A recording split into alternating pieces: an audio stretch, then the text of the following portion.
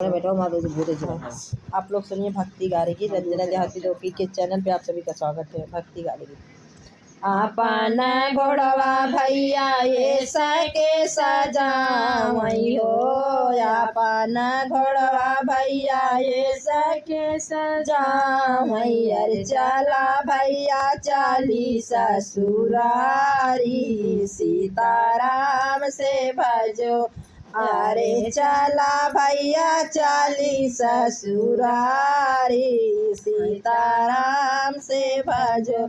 जाई बारातिया जनवा सवा में पहुँचियो, जाई बारातिया जनवा सवा में पहुँच।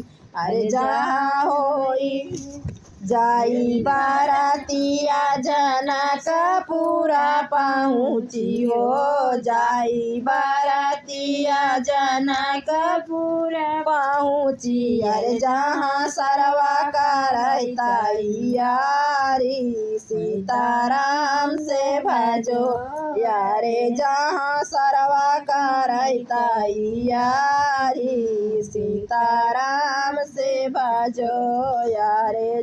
सासू जी ऊन कर आरती उतारई हो, सासू जी ऊन कर आरती उतारई। अरे साराज कराई तैयारी, सीताराम से भजो यारे। साराज कराई तैयारी, सीताराम से भजो। चढ़तैया टरिया गिर गई सिया कई रुमालिया हो, चढ़तैया टरिया गिर गई सिया कई रुमालिया। यार सीताली झट से उठाई, सीताराम से भजो। अरे सीताली झट से उठाई, सीताराम से भजो। उहै रूमलिया सीता सखियन के देखावई हो, उहै रूमलिया सीता सखियन के देखावई हो।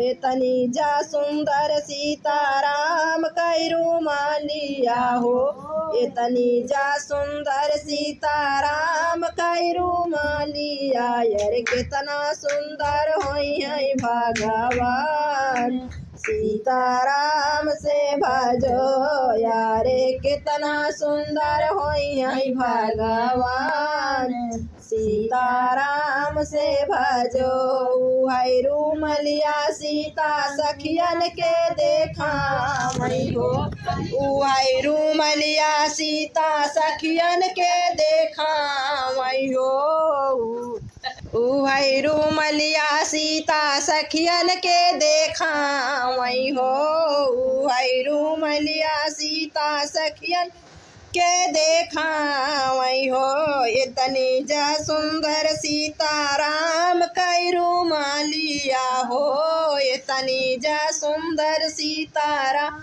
कई रूमलिया। यार कितना सुंदर होई है भगवान, हाँ सीताराम से भजो यारे। कितना सुंदर होई है भगवान, हाँ सीताराम से भजो।